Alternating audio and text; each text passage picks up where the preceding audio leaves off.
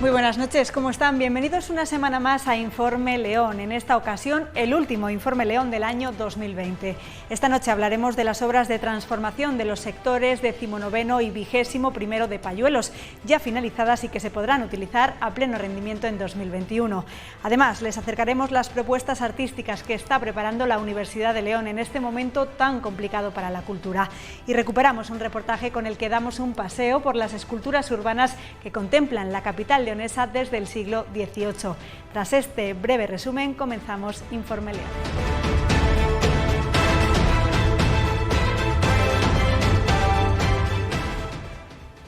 Las obras de transformación de los sectores 19º y 21º finalizadas este año se podrán utilizar a pleno rendimiento en la campaña de riego de 2021 en Payuelos. La transformación del regadío en estos dos sectores ha contado con una inversión de 28 millones de euros. Beneficiará esta actuación a 800 agricultores de las provincias de León y Valladolid. Los regadíos sostenibles son un instrumento clave para el medio rural por su capacidad de dinamizar las producciones agrícolas, permitir una mayor diversificación e impulsar una agricultura moderna y competitiva. Posibilitan el ahorro en el consumo de agua, disminuyen el uso de la energía, potencian la utilización de fuentes no convencionales como las aguas regeneradas y Payuelos es un ejemplo de todo ello. Estas instalaciones son un buen ejemplo de la avanzada tecnología, lo hemos visto hace un momento, con la que cuentan los nuevos regadíos en España, por su significación, por su impacto presupuestario, sin duda por la importancia que tienen, las más importantes que estamos llevando a cabo. Y la entrega de estos sectores 19 y 21, cuyas obras finalizaron este año y que podrán utilizarse a pleno rendimiento en la campaña de riego de 2021, pues creo que son tremendamente significativas. El ministro de Agricultura, Pesca y Alimentación definió así las obras de transformación de los sectores 19º y 21º finalizadas este año y que se podrán utilizar a pleno rendimiento en la campaña de riego de 2021.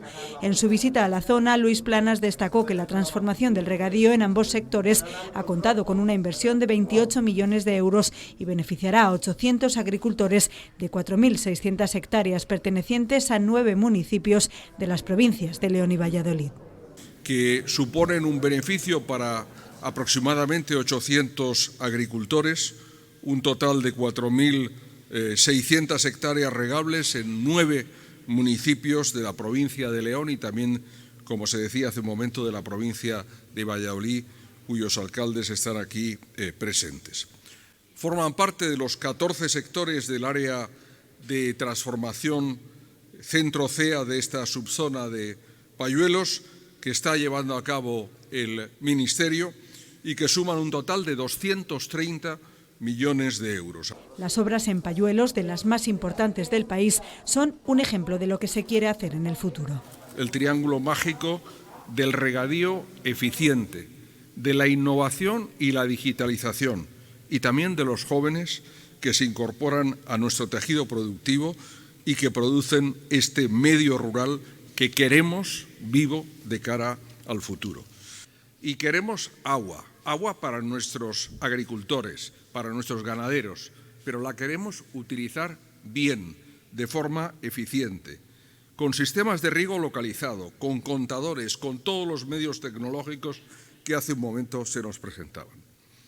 Esa comodidad y precisión en el manejo de los regantes, aprovechando las nuevas tecnologías, forma parte no del futuro, del presente ya, de nuestra agricultura y ganadería y queremos, sin duda, que sea parte de ella.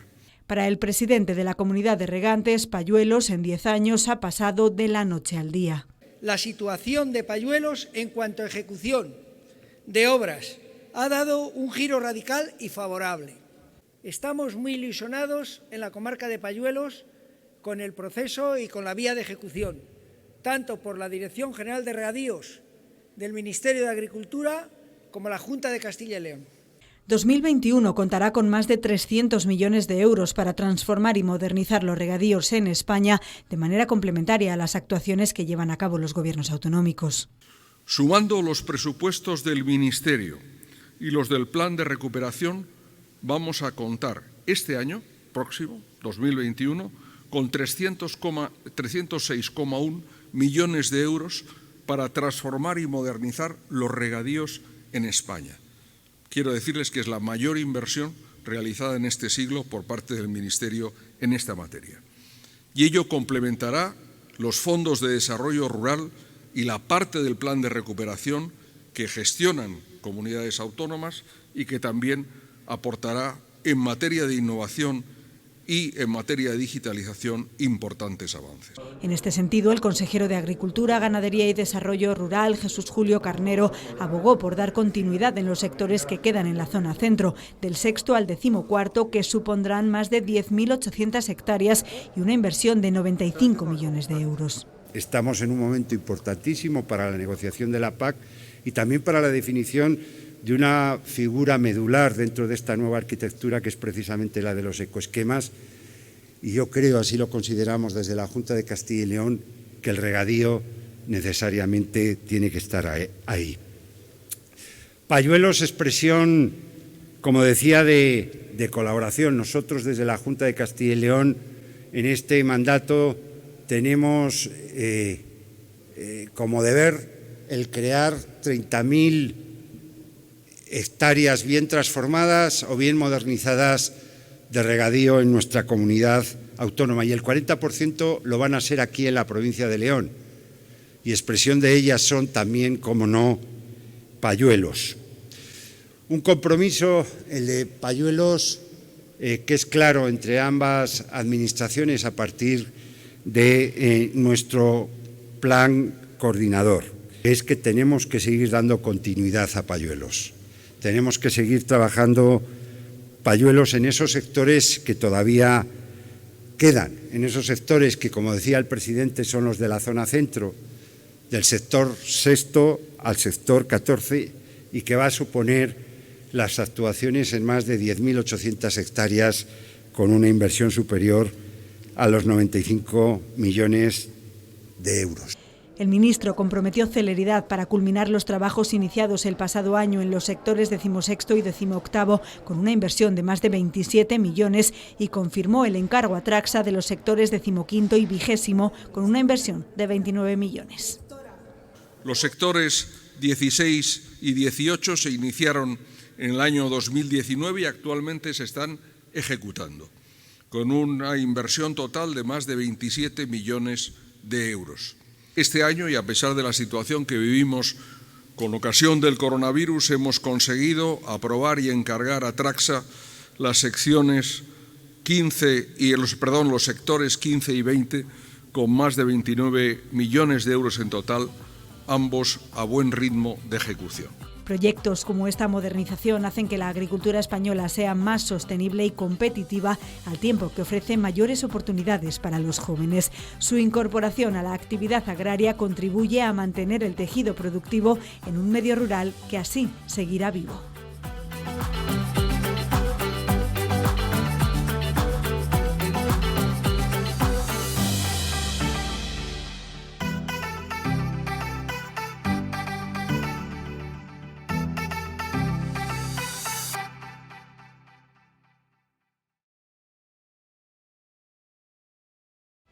Gracias a la música, a las series o a los libros se pudo sobrevivir al confinamiento y ahora toca devolverles el favor. La cultura necesita más que nunca el apoyo de la ciudadanía, sobre todo ahora en estas vacaciones de Navidad. Los artistas desean que en 2021 puedan regresar a los escenarios. Para ello, la Universidad de León jugará un papel importante en la provincia. Cines vacíos, actores que se quedaron sin aplausos, exposiciones paradas en el tiempo. La pandemia acabó con la vida social y se llevó por delante muchas producciones artísticas.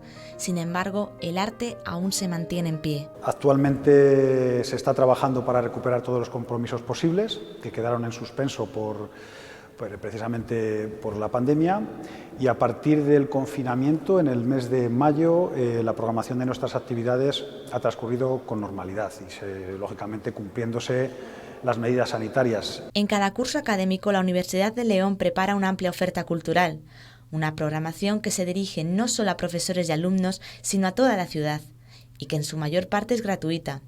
Solo este año han sacado adelante 18 funciones, 64 sesiones cinematográficas, 11 exposiciones y 17 talleres. La programación de actividades culturales se hace con un año de antelación y eso normalmente cada mes se renuevan nuestras salas y eso ya un poquito va un poco en la línea que marca nuestro técnico, que es don Pepe Tabernero. El área de actividades culturales depende en la actualidad del Vicerrectorado de Responsabilidad Social, Cultura y Deportes, un servicio de asistencia a la comunidad universitaria que se creó hace 30 años, con el fin de fomentar, coordinar, desarrollar y patrocinar actividades culturales o artísticas. Una media de un concierto semanalmente, también durante la semana, habitualmente los jueves.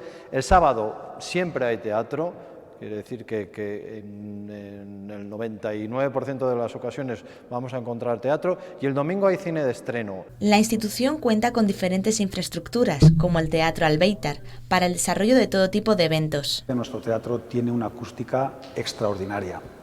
Además tenemos 3 salas de exposiciones que son muy versátiles, una de ellas es en la que nos encontramos ahora, que se utilizan prácticamente durante todo el curso académico y también solemos utilizar para otro tipo de exposiciones otros espacios como el hall de la Facultad de Filosofía y Letras, el hall de la Facultad de Educación, la Biblioteca Central en el campus. En el caso de Ponferrada, al no contar con estas instalaciones, han establecido diferentes convenios de colaboración con el Ayuntamiento. La actividad que hemos desarrollado allí sí es expositiva, hay una temporada expositiva porque tenemos sala de exposiciones, actualmente hay 2 exposiciones en curso y luego también hemos realizado distintos conciertos donde nuestras agrupaciones han participado, bien sea la orquesta, el coro y la banda, y también ha habido presencia durante estos años en varias ocasiones del grupo de teatro. La ULE ha desarrollado formaciones propias como son el grupo de teatro El Mayal y el de arte corporal Armadanza. Por otra parte estarían las juventudes musicales, que han grabado discos y han participado en el montaje de óperas infantiles, lo que les ha otorgado, después de 21 años, importantes premios en certámenes nacionales e internacionales. La desgracia de necesitar un sitio para ensayar y la fortuna de dar con una persona en el ámbito de la universidad, el que era entonces responsable de actividades culturales, Juan Campal, que nos facilitó unos locales en el Albéitar para poder ensayar con la orquesta, que en principio fue alrededor de la cual se hizo la asociación. Y de ese momento en que empezamos a utilizar espacios universitarios, a la firma del convenio pasaron solamente un trimestre. Firmamos el convenio en enero del 99 y desde entonces se ha ido renovando año a año. Hemos ido añadiendo agrupaciones, primero fue la orquesta, después fue la banda de música. Posteriormente le hicimos un órdago al coro Ángel Barja, que por entonces era coro vinculado al ayuntamiento. Hace pocos años se creó el coro juvenil Ángel Barja, que ha enriquecido aún más la actividad cultural de la universidad. Entre las 4 agrupaciones hay aproximadamente 150 personas. Lo más importante es el compromiso de prepararse las partituras, asistir a los ensayos y asistir a los conciertos. Y en el caso de los coros, que tengan aptitudes vocales, que sean capaces de cantar. Después hay mucho trabajo todas las semanas de ensayos, de preparación de partituras y organización de este tipo de eventos.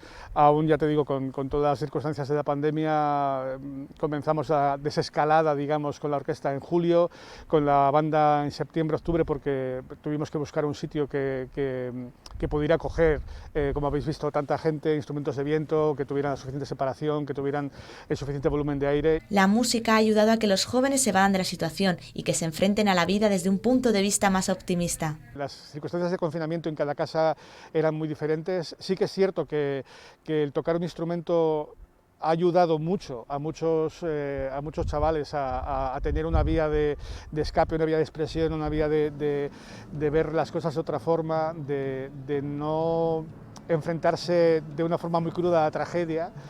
Y eso ha venido muy bien. Lo que pasa es que, bueno, las circunstancias de tocar siempre en casa, no molestar a los vecinos y tal, es complicado. De todas formas, hemos tenido un periodo de readaptación bastante amplio. El coronavirus no debe suponer ningún impedimento para asistir a un concierto o a una obra teatral. A pesar de todas las prevenciones y de toda la responsabilidad que hay detrás de este tipo de actividades, la cultura sigue siendo segura. Es muy importante que la gente no pierda la perspectiva de que la cultura es un sector que hay que apoyar. Y no vale solamente con encender la tele, hay que intentar ahora mismo que lleguen las Navidades regalar libros, discos, ir a los conciertos que se pueda, disfrutar un poco de las posibilidades de la cultura, que yo creo que son fundamentales en esta sociedad y en estos momentos. Solo la cultura hace libre al hombre, y ahora más que nunca hay que demostrar que la música, la pintura o las artes escénicas son algo más que un pasatiempo. Es una forma de ver la realidad. Como bien decía Pablo Picasso, yo hago lo imposible, porque lo posible lo hace cualquiera.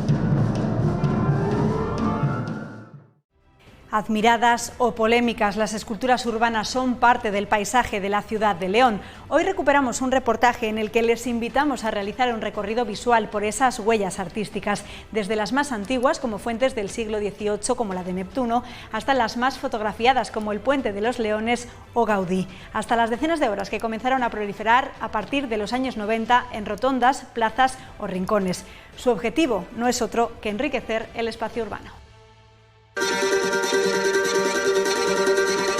Cualquier intervención en el espacio público supone una modificación del paisaje urbano, elementos que pueden atraer nuestra mirada o que en muchas ocasiones pasan desapercibidos en el devenir diario.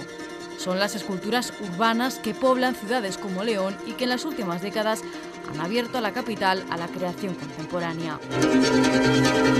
A diferencia de otros trabajos artísticos que puedan estar situados en museos o en espacios cerrados, las esculturas públicas, las esculturas que se encuentran en el espacio urbano, convierten a la ciudad en el soporte, es decir, en el espacio expositivo, es la propia ciudad. Obras artísticas que pueden dibujar la memoria colectiva y que comenzaron a proliferar en pleno siglo XVIII. Por un lado, lo que se denominaba en su momento el decoro de la ciudad, es decir, el embellecimiento de la ciudad, en un momento como es el siglo XVIII, donde la ciudad comienza a tener un sentido de lo común, un sentido de lo colectivo, ¿no? La ciudad es propiedad de los ciudadanos, ¿no? Y por otro lado también eran, en este caso las fuentes, los monumentos eran, además tenían un sentido práctico, un sentido útil, ¿no? Las fuentes servían pues para coger agua, ¿no? El arquitecto Isidro Cruela creaba la fuente de Neptuno, que se instalaba en 1789 en la plaza de la catedral.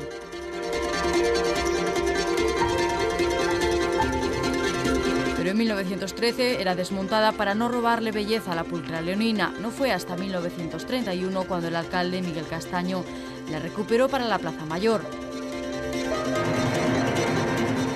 En 1943 de nuevo fue desmontada y acabó en los almacenes municipales. Años más tarde, en 1943, se colocaría de forma definitiva en el Jardín de San Francisco. La que no ha cambiado de lugar es la Fuente del Mercado en plena Plaza del Grano desde 1789. Las fuentes son las esculturas urbanas más antiguas de la ciudad. Pero sigamos nuestro recorrido por esos ilustres visitantes petrificados que conviven con nosotros. En 1900 se inauguraba el monumento Guzmán el Bueno, aunque estuvo acabado y tapado con un saco durante 2 años. El testigo sin duda más importante del monumento decimonónico es la estatua de Guzmán el Bueno, digamos que es sin duda el gran hito, ¿no? Digamos, de la escultura, el monumento decimonónico. A escasos metros, los 4 guardianes de piedra blanca de la ciudad, el Puente de los Leones, la entrada histórica a León, cruzando el río Bernesga, una de las imágenes señeras del Reino de León desde 1967.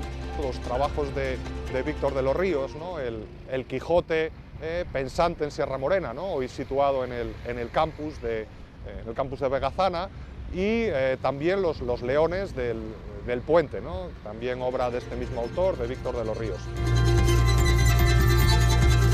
En emblema del ensanche de León se convertiría la escultura de la Virgen de la Inmaculada sobre una gran columna del artista maragato Marino Amaya.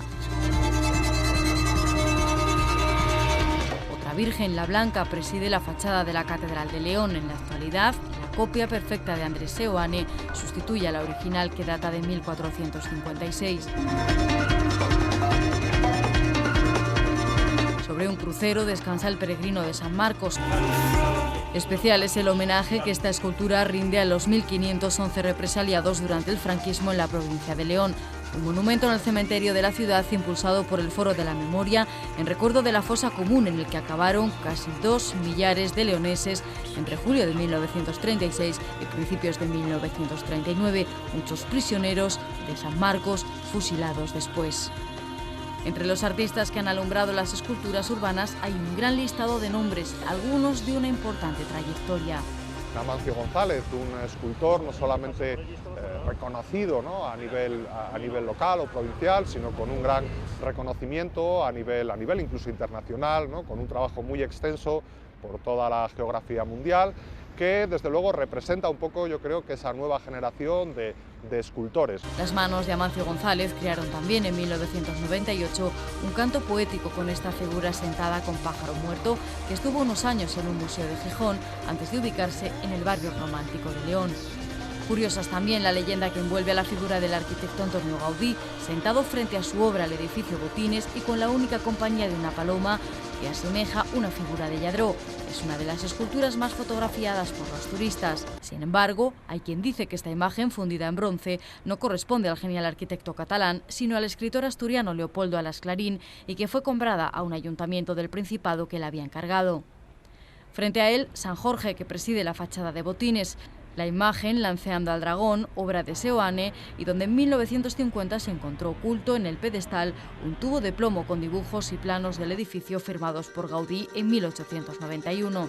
Un homenaje a los vidrieros, canteros y herreros que levantaron la Catedral de León hizo Juan Carlos Uriarte, una obra plagada de detalles en bronce fundido con imaginarias manos rodeadas por un laberinto que existía en las catedrales góticas.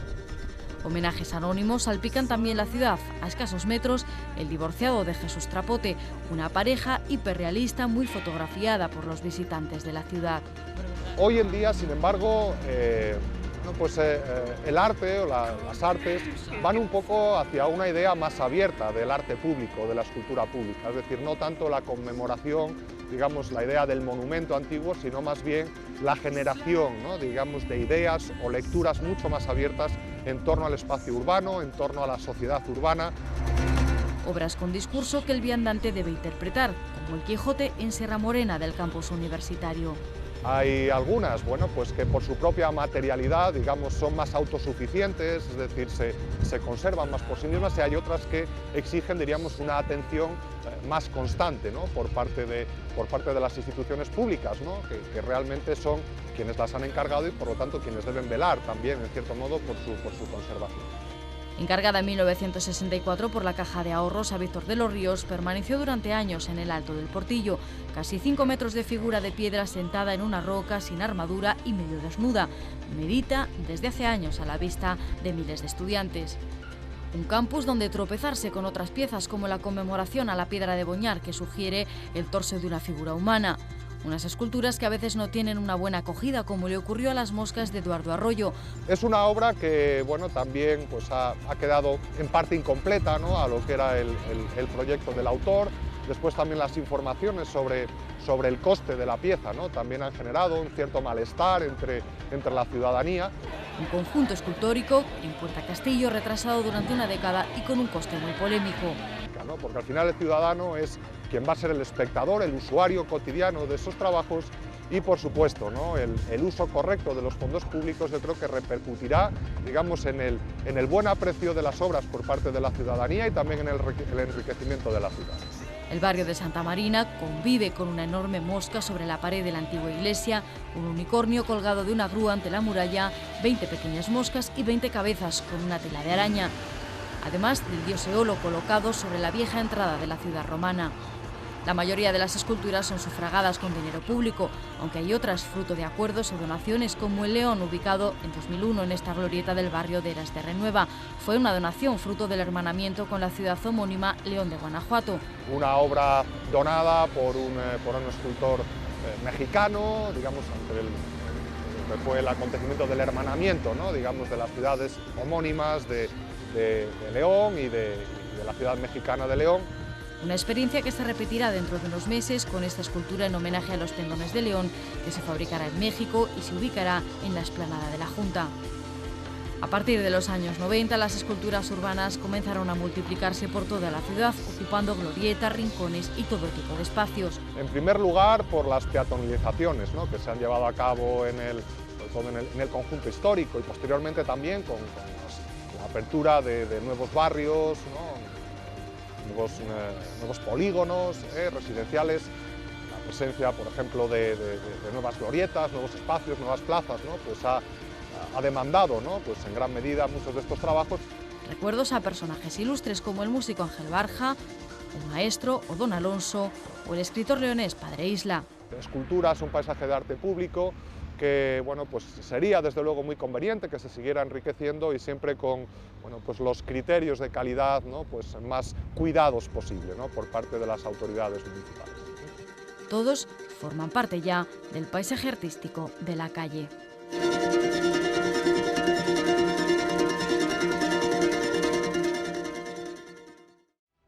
Y con este reportaje nos despedimos ya hasta el año que viene.